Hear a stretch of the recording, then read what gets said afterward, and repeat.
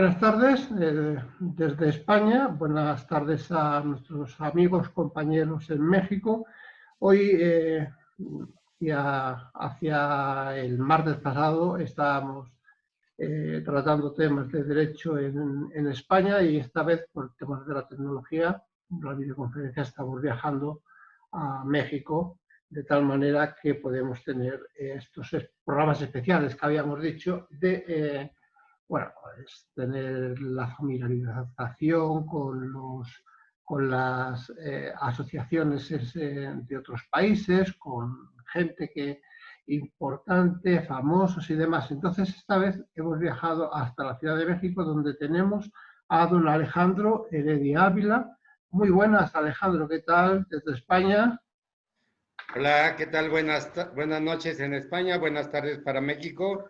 Nosotros aquí son concretamente las 7 de la tarde, estamos tranquilamente con un día un poco desapacible, porque bueno, las tormentas, lo que es el mes de junio ya empezamos con esas tormentas aquí en España. La primera pregunta va enfocada un poco a que nos digas, porque son 17 años de asociación ya, o sea que no es ninguna tontería. ¿Y por qué surgió? ¿Y en base a qué surgió? Mira, todo se debe a experiencias personales, porque vemos que no hay una buena impartición justa y por costumbre los hijos, cuando uno tiene un proceso de separación, pues se lo otorgan en el 90% a la madre. Y eso también por usos y costumbres que tenemos muy arraigadas, producto de la mezcla de la culturización que viene de Occidente. ¿Cuáles son los objetivos que tenéis, Alejandro? Los bueno, objetivos mira, generales. nos regimos primero como un movimiento de padres que luchan por sus hijos. Esos grupos éramos integrantes de abuelos, padres, madres y familiares, pero nos unimos como movimiento. En un momento determinado tuvimos la necesidad de separarnos por cuestiones de ideología, de filtrar a la gente. Tú sabes que hay gente que rompe con los estereotipos de los objetivos que buscamos cuando nuestro único objetivo principal es la defensa de los derechos de los hijos de progenitores separados para que convivan con ambos progenitores, ambos padres, en un ambiente de amor y de respeto e indefinidamente, antes, durante y después de una separación. Pero ¿qué sucede? Sucede que las leyes no son son también vanguardistas, pero cualquiera las puede romper. Efectivamente, muy parecido a como está pasando en España. ¿Los objetivos que tenéis específicos de la asociación cuáles son, Alejandro? Mira, manejamos tres ejes principales. Primero, la solución pacífica de los conflictos a través de una buena mediación, antes, durante y después de un proceso de separación, con el fin de evitar que los niños salgan afectados. Sí.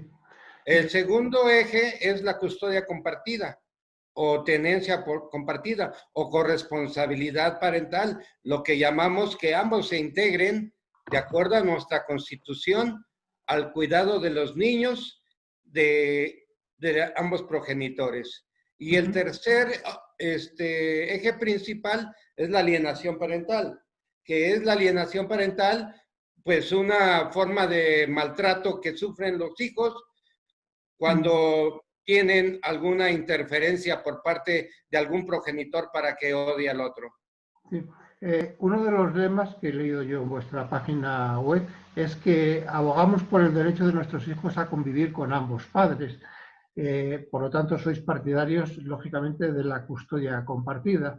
En México, ¿cómo se desarrolla? ¿Se da, se concede, se le da más a la madre, al padre, la compartida? ¿Cómo es la custodia en México? Mira, la custodia compartida en México es todavía de carácter voluntario. Es ponerse de acuerdo entre ambas partes, pero existe desde el año 2004, cuando fuimos invitados por la Comisión de Grupos Vulnerables de del Congreso de Diputados aquí, la Asamblea Legislativa, con la finalidad de enriquecer algunas lagunas jurídicas, legales, que no podían hacer esos cambios, pero ya se estaban gestionando integración de cambios en el Poder Judicial, puesto que también tenemos cosas similares que ustedes aplican y que nosotros también. Por eso nuestros estatutos están basados con ustedes. Muy bien. Vosotros también decís que tenéis o que prestáis servicios a vuestros asociados. ¿Cuáles son esos servicios, Alejandro? Mira, tenemos servicios de asesoría jurídica, psicológica, de mediación, intervención en las audiencias para apoyar o sensibilizar al juez para que tome decisiones que beneficien a los hijos. Y también el trabajo de investigación, somos un equipo interdisciplinario, porque no somos hechos así una estructura de grupo de golpe, sino que tenemos una estructura con un equipo interdisciplinario para ver desde diferentes puntos del área profesional la mejor forma de poder colaborar con los tres poderes del Estado. Querido maestro, ¿cuántos años llevas luchando? 17, mi hermano. 17 años como presidente de la asociación. Que Sí. Dios te dé otros 17 por lo menos luchando. Bueno, es lo que quisiera, pero no se puede porque tenemos que ir delegando, tenemos que buscar un sucesor, las leyes se van enriqueciendo, los investigadores están haciendo nuevos equipos y uno de los que sí, cambios que veo es de que poco a poco fue creciendo y lo primero que me hizo a mí reflexionar es de que solamente a través del estudio, de la investigación, de poner de acuerdo a los investigadores y yo no tuve una relación de protesta para llegar al tribunal. Sí, pusimos mantas, estuvieron haciendo, pues como en todos lados, manifestaciones, ¿no? Que no son lo más adecuado, pues lo más adecuado es entrar por la puerta grande. Efectivamente.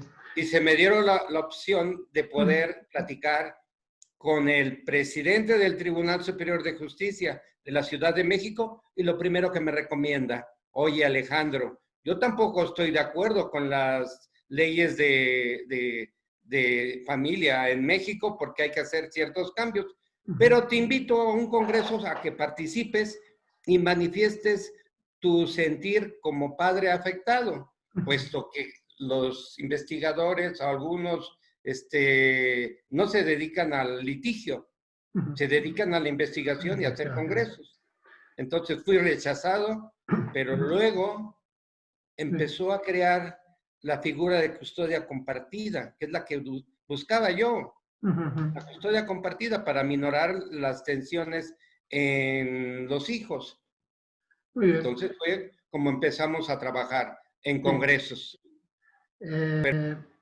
Bueno, desde aquí, desde España, sabes que nuestro presidente de honor en España, Juan Luis Rubio Azcue, te manda un tremendo abrazo. Ya sabes que tenéis una amistad personal y, bueno, por lo tanto, le transmito a vuestros compañeros, a nuestros hermanos mexicanos, ese tremendo abrazo. Si me permites, Alejandro, voy a pasar con la entrevista, con la charla, la ponencia de hoy, y vamos a presentar a la doctora Claudia Jacquelina González Trujillo, que es doctora en Psicología por la Universidad Autónoma Nuevo León, México. Realizó estudios de maestría en Sexualidad Humana y Género en la Universidad de La Laguna, en Tenerife, España. Maestría en Psicopedagogía Clínica en Málaga, España. Cuenta con la maestría en Ciencias de la Educación con especialización en problemas en el aprendizaje por la Universidad de Monterrey, México. Tiene estudios de licenciatura en psicología, así como en educación preescolar, Cuenta con el certificado en mediación y conciliación por el Poder Judicial del Estado de Nuevo León y es psicólogo certificada con el Consejo Mexicano por la certificación profesional en psicología. Ha sido ponente en foros nacionales e internacionales, es autora de 4 libros, capítulos de libros y artículos indexados en revistas nacionales e internacionales. Actualmente es miembro del Sistema Nacional de Investigadores y ha sido merecedora de varios premios nacionales e internacionales. Menudo currículum, doctora. Gracias. Los títulos no dicen nada. Lo que importa es la experiencia. Muy bien, muy agradecidos desde España, que tener a una persona como usted es un auténtico lujo para nuestro programa. Y si me permite, bueno, vamos a empezar una pequeña ponencia y vamos a hablar sobre algo que realmente es, para mí, bajo mi punto de vista, es catastrófico, que es el síndrome de alienación parental. Así es. O lo que de alguna manera yo denomino como un maltrato infantil. No sé, primero, para poner en antecedentes, ¿nos puede decir, doctora, qué es para usted el síndrome de alienación parental? Bueno, primero que nada, buenas noches España, buenas tardes México, y si algún otro país de Latinoamérica de habla hispana está por aquí, pues también. Saludos a todos. Agradezco la invitación a este programa. La alienación parental, efectivamente, como dice usted, es un maltrato infantil, es un maltrato y es violencia psicológica contra un menor. Así es como yo lo defino. ¿De dónde le viene, doctora, el interés por escribir libros sobre alienación parental?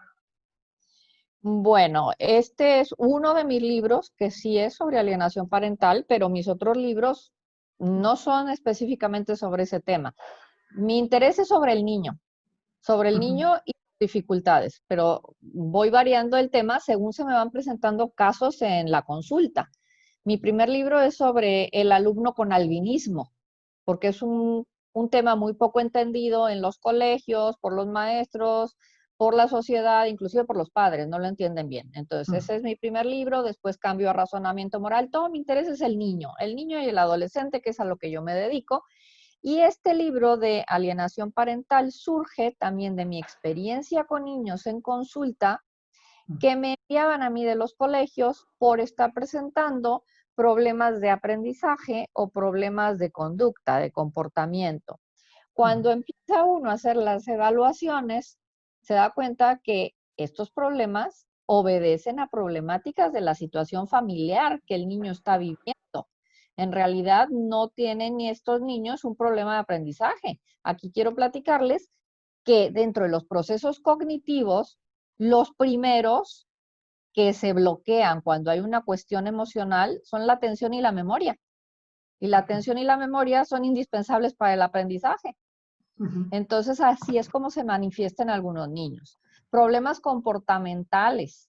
También el niño lo está manifestando de esa manera. Entonces, una vez que se empieza a hacer la evaluación a través de la observación clínica, las entrevistas, y ojo que la entrevista no es nada más con los padres, es con los maestros y con el propio niño, porque el niño es el que tiene la versión de él, de la realidad que él está viviendo, con pruebas estandarizadas, con pruebas informales, a través del juego, de la narrativa y utilizando también un portafolios que le llamamos de todo este producto del niño que nos va proporcionando.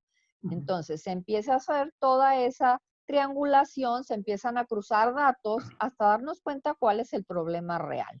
Entonces, yo a esto le llamaba precisamente que era un maltrato psicológico o que era violencia psicológica contra el niño. Y pues así se fue arreglando con los padres. He tenido muy buenas experiencias con los padres, ya platicaremos más adelante la tipología de los padres, pero así es como se da. En un verano que a mí me invitan a ser profesora acompañante de un grupo de la Universidad de Monterrey, donde trabajé por muchísimos años, toda la vida, me acabo de jubilar, acompaño a este grupo de alumnos a la Universidad de Barcelona. Y entonces ahí yo rotándome en los salones, entro a un salón donde estaba un psicólogo platicando precisamente del síndrome de alienación parental. Entonces, cuando él describe todo esto, me doy cuenta de que tiene un nombre. Todo esto que yo había estado viendo en la consulta tiene un nombre. Entonces empiezo yo a buscar libros. En México no había nada excepto un intento que se hizo de una publicación, realmente es una publicación, pero son pequeños artículos en una compilación de derechos humanos, de la Comisión Nacional de Derechos Humanos, pero desde un abordaje de diferentes disciplinas, pero desde lo psicoeducativo no había nada en México. Entonces empiezo yo a escribir este libro para la difusión, para que las personas, la sociedad, los padres, las madres, los maestros, se den cuenta de lo que está sucediendo, porque es un sufrimiento para el niño y es un bloqueo, no nada más emocional, cognitivo también, que viene a perjudicar al niño en todos sus ámbitos. Entonces, de ahí proviene mi interés para este libro. Ya después, pues, tengo otro, en mi último libro, este es el libro de alienación parental, que todos ustedes conocen, que es el que Alejandro está haciendo favor de distribuir gratuitamente a través de la asociación, pero voy cambiando según los temas que veo. Mi último libro, publicado en Barcelona, es precisamente sobre inclusión escolar de personas con discapacidad. Entonces, mi interés es el niño, el adolescente, el menor. Doctora, ¿por qué este término ha causado tanto conflicto? Bueno, yo creo que hay aquí tres cuestiones. El primero, pues, es el nombre. Porque al hablar de alienación, a muchos no les gusta este término, porque alienación, pues precisamente es meterme en la cabeza cuestiones que no van de acuerdo a lo que debe de ser. O sea, es ir en contra de lo que debería de ser mi pensamiento, porque el pensamiento normal de un niño es amar tanto al padre como a la madre, porque son las dos figuras principales para ese niño. Entonces, si alguien empieza a meterle ideas en contra de uno o del otro, pues efectivamente es una alienación, pero el término no ha gustado. Entonces ahora proponen obstrucción parental, interferencia, pónganle el nombre que quieran, pero hagan algo por los niños y entiendan que esto está sucediendo. Esa es la primera. La segunda, ha habido una serie de críticas al psiquiatra infantil que describió este término, a Richard Gardner. Entonces, estas críticas de Richard Gardner, pues la verdad es que yo digo, el señor ya se murió, ya dejen en paz al muerto, y lo importante es lo que dijo, ¿sí? No su vida personal, si fue, si no fue, hubo una mala interpretación de alguna frase que dijo en algún momento, pero eso ya no tiene importancia. Además, yo conozco, bueno, no lo conozco, pero desde mi conocimiento, Richard Gardner, desde que yo estudio psicología, porque Richard Gardner, sus primeras aportaciones para la niñez no son sobre el síndrome de alienación parental, son sobre la neurología. Él describe lo que se llama la disfunción cerebral mínima. Ya cambió de nombre también, pero él es el primero, en 1973, que describe, tiene 2 libros hablando precisamente de esta disfunción cerebral mínima, que es un pequeño trastorno cerebral que se manifiesta por problemas de aprendizaje, por problemas del lenguaje, por problemas en los hábitos del sueño, por problemas conductuales, puede haber diferentes conductas. Entonces, así es como llego yo a conocer a Gardner, con esta disciplina de la neurología. Entonces, pues a mí me parece que lo importante de los autores son sus aportaciones, no su vida. También sabemos que Freud era cocainómano y no por eso le vamos a quitar el valor de que es el padre de la psicología y que fue un parteaguas en entender el inconsciente. ¿Y por qué se pone en duda la existencia de este síndrome? ¿Síndrome o no síndrome? Porque hay muchas connotaciones. Se le puede dar el nombre de síndrome, pero dicen que es un término médico que no es el más apropiado. No sé cómo opinará usted. Bueno, síndrome es un conjunto de síntomas y signos. Eso es lo que es. Vale. Y si el niño me está presentando un conjunto de síntomas y signos, pues entonces sí entraría dentro de lo que es un síndrome. Pero si no le quieren llamar síndrome, pues no le llamen síndrome, lo dejamos en alienación parental entonces. ¿Por qué? No es que no se crea, yo creo que hay mucha ignorancia. La gente no sabe y la gente muchas veces piensa que esto es un hábito Me acuerdo mucho de una señora que me dijo, pero esto es normal en todas las casas. No, no es normal en todas las casas. ¿Sí? El poner en contra a un hijo, en contra del otro padre, pues no, no es de ninguna manera normal. Al contrario, esto ya raya en lo patológico. Entonces, también un problema que ha habido es la inclusión dentro de las clasificaciones internacionales. Se esperaba que se incluyera el síndrome de alienación parental en el CIE 11. No se incluyó, pero tenemos que tener bien claro que el CIE, la Clasificación Internacional de las Enfermedades, precisamente empieza para clasificar las enfermedades. Y esto sí que no es una enfermedad. Surge de un instituto de estadística en Chicago en 1893. Ese es el inicio, porque tenían una lista de causas de muerte. Entonces, la OMS, ya cuando después de entonces la OMS crea este CIE, retoman aquello de la lista de causas de muerte, y entonces, pero para fines médicos, fines de estadística, de comorbilidad, de prevención, intervención, etcétera.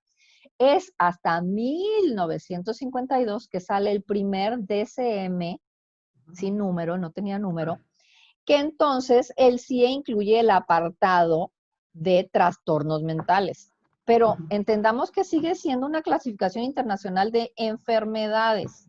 Después le pegaron lo de y trastornos mentales. ¿Por qué no se incluye en el DSM? También se esperaba que en el DSM-5, que su última edición fue en el 2013, viniera incluido. Y de hecho, sí viene. No viene como alienación parental, pero sí viene implícitamente en la sección de problemas relacionales. Ahí viene problemas en las relaciones parentales, problemas en la crianza de los hijos. Entonces, no es explícito, pero sí está implícitamente. ¿Por qué no se incluye? Para incluir una entidad nosológica tarda años. La Segunda Guerra Mundial terminó en 1945. Esto se incluye en el DSM-3 en 1980. Imagínense todos los años que pasó. Entonces, no quiere decir que porque no estaba descrito en el DSM, no existía. ¿Quién me puede decir que esos soldados de verdad no tenían síndrome de estrés postraumático porque no estaba escrito? Pues claro que lo tenían, lo que pasa es que no se había incluido. Entonces, para que entre una entidad toma mucho, mucho tiempo. En alguna ocasión, doctora, le he oído yo que el síndrome de alienación parental no necesariamente va asociado solamente a lo que es la separación y el divorcio. Es decir, en un matrimonio puede haber un síndrome de alienación parental. ¿Es cierto? Así es cierto, es cierto. En esa parte, hay dos cuestiones con las que yo no estoy de acuerdo en la descripción, en la definición que Gardner hizo. Primero, él dice que es sistemática y consciente. Y también dice que ocurre en la ruptura del vínculo. Entonces, yo en la experiencia lo que he visto es que en matrimonios, viviendo bajo el mismo techo, también puede ocurrir, también una alienación parental. Y también esto de que es consciente, también he tenido muchos, muchos casos en que los padres no lo hacen conscientemente. A niveles leves, no lo están haciendo conscientemente. Yo aquí clasifico a los padres en tres y digo que el primero es el ingenuo, padre o madre. Cuando digo padre puede ser padre o madre. Sí, efectivamente. El ingenuo, ¿por qué no se da cuenta? Esta persona está reaccionando instintivamente, desde lo más primitivo. Desde lo más primitivo de nuestro cerebro está en una fase de alerta, de que ataco, huyo, y son meramente instintos. Entonces, en estos casos es muy fácil platicar con el padre o la madre, hacerlo ver cómo están las cosas, qué es lo que está pasando. Y entonces cae en la cuenta del daño que le está haciendo al niño. Ese es el primero. El otro es el activo, que es meramente emocional. Emocional totalmente. Entonces son arranques en los que son peligrosos porque la emoción te puede llevar a acciones que no controlas. Aquí, sí, perdón. Sí, no, le iba a decir que qué ocasiona exactamente la alienación parental. Sí. No escuché la última parte. ¿Qué ocasiona la alienación parental? Ahora vamos ahí. Pero el tercer Ah, tipo, que ujú, fue el que me faltó, es el que sí es plenamente consciente. El que con plena conciencia manipula al hijo y maquina acciones para dañar a la expareja. ujú, Ese es el de veras que tenemos que tener mucho cuidado con él. Ese es el que no se convence, el que va a causar problemas y el que va a dar mucho, mucho, mucho, mucho resentimiento, dolor y todas estas cuestiones devastadoras que hemos visto en los niños. ujú, Entonces, ahora sí, ¿de dónde viene? ujú, Pues yo, en lo que he visto, el síndrome de alienación parental viene de una persona sumamente insegura, una persona sumamente egoísta también, que toma al niño como un objeto. Es un objeto que puede manipular, que puede utilizar para tener una posición en la sociedad, para tener un dinero también, para utilizarlo como arma en contra del otro. Entonces, eso es una persona insegura que utiliza al hijo, pero que no toma al hijo como una persona. No se da cuenta que el hijo tiene sentimientos, pensamientos, derechos y que el hijo no es su propiedad. ujú. Al final, el menor, ¿hasta qué años aproximadamente puede ser manipulado en temas de alienación parental? ¿O no hay una edad que pudiéramos decir en el que el menor se pudiera rebelar contra la situación? Aquí depende mucho del caso. Ujú, Cada niño, cada adolescente es diferente. Hay líneas generales, pero no hay una edad particular. O sea, puede seguirse alienando. Es más, se puede seguir alienando a un adulto. efectivamente. Sí, sí, sí. ¿Y cómo sabemos si se trata de un caso de alienación parental? ¿Cómo determinan ustedes si es un caso de alienación? Bueno, en la evaluación, todo esto que mencioné anteriormente, lo que más tiene que observar es el discurso del niño. Utilizamos el lenguaje y en el lenguaje el niño utiliza un lenguaje que no es de él y además tiene escenarios prestados. Platica de situaciones donde no estuvo y da un diálogo que no escuchó y que además el niño no entiende las palabras. Son un nivel de adultos. Entonces, escuchar el lenguaje del niño es lo que nos va a determinar si realmente el niño está siendo víctima de alienación parental o no. Pero hay que escucharlo bien, porque también hay otro fenómeno que es el alejamiento voluntario.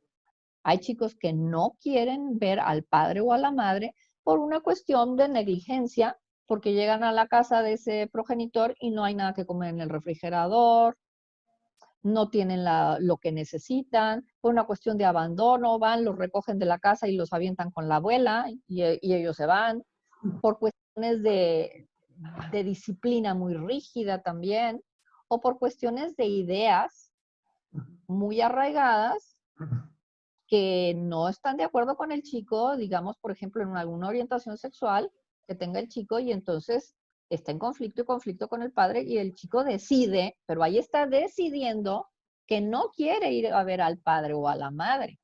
Entonces también tenemos que diferenciar lo que es alienación parental de distanciamiento voluntario. Ujú. Y tenemos que respetar además al chico, si es En, distanciamiento voluntario. en este tipo de alienación parental, en este caso, el menor puede somatizar el problema y puede incluso que se le caiga el cabello, que pueda tener fracaso escolar, puede tener tendencia a robos, a infinidad de problemas que derivan de esta alienación. Sí, sí, sí. Desde los bebés ya lo vemos. Los bebés cognitivamente no se dan cuenta de lo que pasa, pero emocionalmente sí sienten todo. Entonces es un bebé irritable que va a cambiar sus hábitos de sueño, sus hábitos de alimentación, que va a estar hiper o hipoactivo, Los niños en general se aíslan, se apartan, pueden empezar a somatizar con que me duele la cabeza, me duele el estómago, no quiero ir al colegio, se aíslan, ya no sonríen, ya no participan en lo que les gustaba, etc. El adolescente, ahí tenemos que tener cuidado porque el adolescente enmascara esta situación.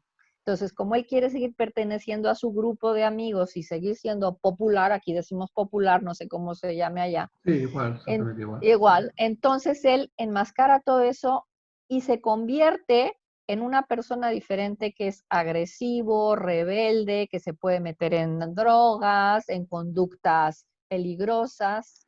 Así es, efectivamente. Doctora, ¿qué especialistas deben de intervenir en casos de alienación parental?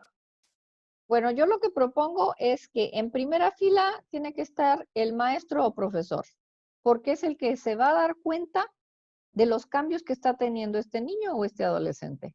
Enseguida lo tiene que pasar, ya sea psicopedagogo o consejero escolar o la persona encargada ahí cerca. Y este tiene que canalizarlo con un psicólogo clínico que realmente sepa de esto.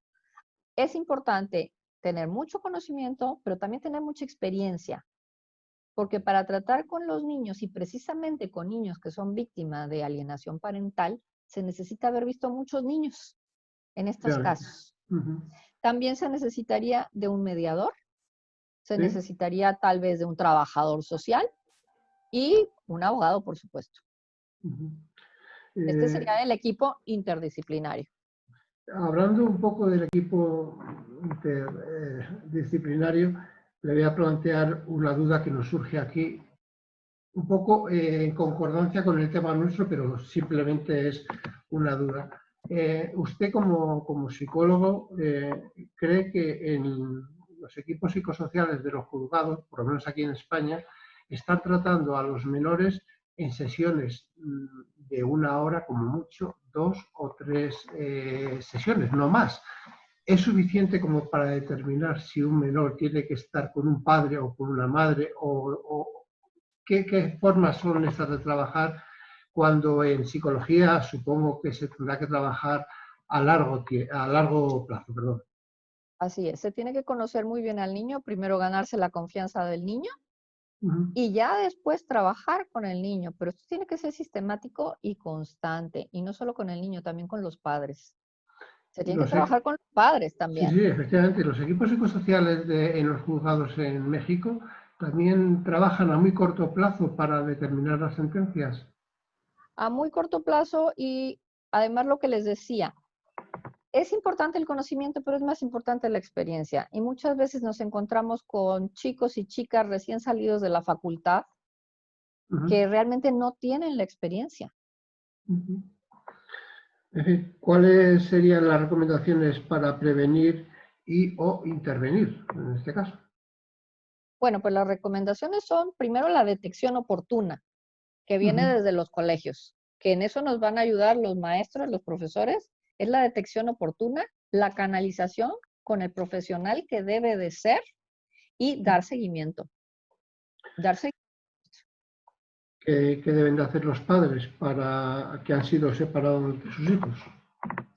Bueno, primero que nada, nunca perder la esperanza y nunca perder la fe, porque el amor es el sentimiento más importante. Y si ustedes constantemente están ratificando ese amor con el hijo, pues eso va a quedar ahí. ¿De qué manera? Siempre les recomiendo a los padres, ingéniense para mandar correos, para mandar WhatsApp, para mandar cartitas, para poner un globo, para poner un moño, cualquier mensaje para que el niño, aunque no quiera ver al padre, a la larga se va a acordar y va a decir, sí, yo me acuerdo cuando ponías el moño, sí, yo me acuerdo que ahí estaba el globo, yo me acuerdo que me mandabas las cartas con la vecina, con mi tía, con mi madrina, con quien fuera. Pero tienen que mantener ese vínculo. Cuando ya tienen la relación con el hijo, no estar sobre lo mismo, no estar sobre lo mismo, empezar una relación, sin hablar mal del padre, porque entonces se cambia el rol y el que era el alienador, que alienaba, ahora se convierte en el alienador porque se está vengando del otro. Entonces, dejar eso por la paz, empezar un vínculo sano con el niño, que sea un vínculo de amor, que sea un vínculo divertido, de recordar buenos momentos y de crear nuevos momentos, nuevas dinámicas, donde se rescaten cosas buenas y se estén creando buenas memorias además. Y ya para finalizar, ¿qué nos puede decir que nos motive para poder seguir trabajando en la línea bueno, de que el síndrome de alienación parental pase a ser histórico ya, que nos olvidemos de él? ¿Cómo tenemos que trabajar? ¿Cómo tenemos que encauzar a los padres en las separaciones? ¿Cómo tenemos que hablar con los mediadores? ¿Qué es lo que podemos, cómo Aquí es podemos un hacer? problema que no es un problema nada más familiar, esto es un problema social. Ujú. La familia es la célula fundamental de la sociedad. Y entonces esto ya es un problema social. Y si es un problema social, todas las instituciones tienen que participar. ¿De qué manera? Informándose, Ujú, capacitándose y ujú. haciendo prevención. Eso es lo más importante. Pues hemos llegado al final, doctora. Ha sido un auténtico placer. De verdad que me he sentido muy a gusto. Y bueno, le invito desde aquí a que pueda venir a España a culturizarnos de esta manera y a poder seguir trabajando, porque el trabajar, esto no es porque simplemente queramos ganar dinero, sino simplemente yo creo que lo que realmente queremos es ayudar al menor, que es el que en este caso es la persona, la personita, como digo yo, más vulnerable. Y Así que es. para mí es una auténtica desgracia que no se puedan defender y que estén en el foco, focalizados en este problema. Muchísimas gracias, reitero mi cariño hacia su pueblo mexicano, que es nuestro pueblo hermano, y insisto, yo estoy hablando desde Salamanca y aquí tiene usted su casa para cuando lo desee. Muchas gracias. Se acepta la invitación. Ya nos pondremos de acuerdo para compartir. Estupendo. Muchas gracias. Querido Alejandro, hemos llegado prácticamente al final. Es un honor, es un placer que nos haya presentado a la doctora y que hayamos podido tener este primer encuentro después de mucho tiempo y que, por supuesto, que podamos seguir trabajando. No sé si quieres añadir algo más, Alejandro. Efectivamente, sí, ahora que existen medios de comunicación masivos y virtuales, pues estaremos más en comunicación y qué bueno que va creciendo mucho más el vínculo entre organizaciones hermanas. Y qué mejor decirles a todos los que pertenecen a la Asociación de Padres de Familias Separados de España y que tiene ya varios años, 27 años 17 de, años. de trabajo, y nosotros pues vamos 10 años atrasados, pero en habernos constituido legalmente, pero todo se manejó de cierta manera gracias a los consejos de don Juan Luis Rubio Azcue, y que tú los continúas y lo vas a perpetuar. Hay otras organizaciones hermanas que pues desgraciadamente no han avanzado en sus programas de trabajo legislativo, en el trabajo judicial o en el trabajo ejecutivo, porque pues hay que sensibilizar a todos, como dice la doctora, en el medio de las instituciones que van creando nuevos profesionistas con nuevas técnicas y van mejorando su trabajo. Ahora, quiero decir que esto no es por un rato, es por siempre. Yo creo que va a haber y se está incrementando estas separaciones, pero tenemos que hacer, como dice la bien doctora, una prevención, una información, métodos alternativos para hacer también videoconvivencias. Es lo que se está implementando en el Poder Judicial de la Ciudad de México y que, pues, como es la capital, pues también es el reflejo de otros estados.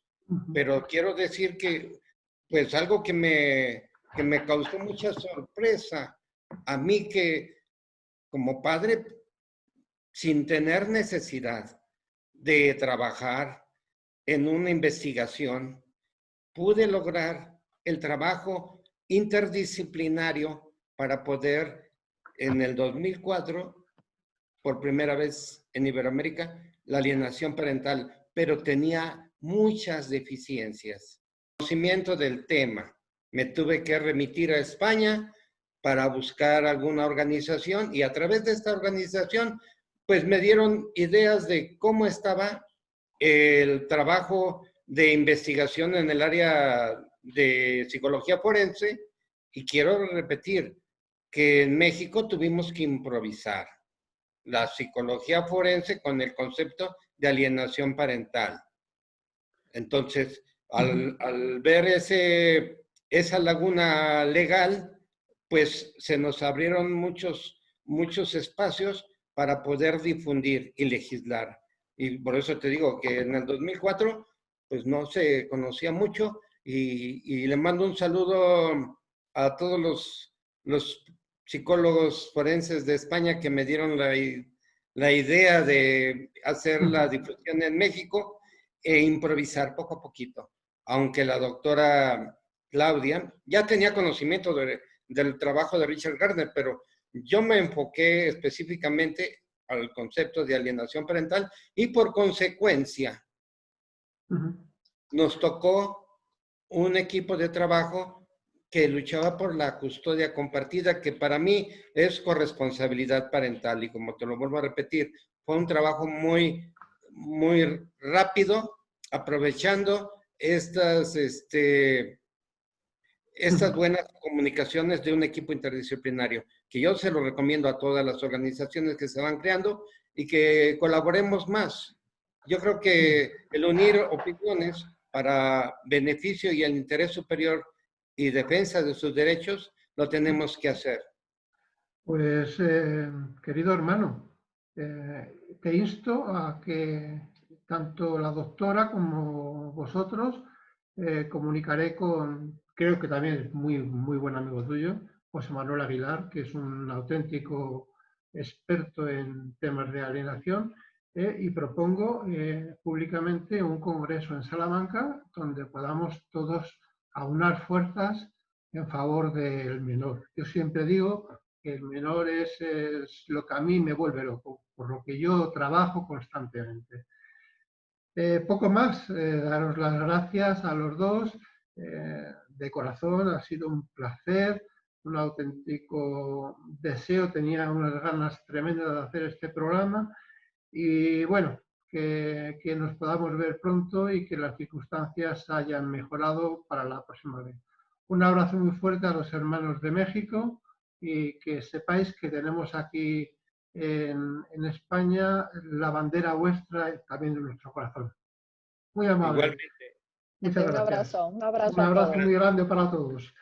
Y a todos ustedes, instarles para que la próxima semana podamos volver otra vez ya en España a hablar de la extinción de la pensión de alimentos en mayores de edad.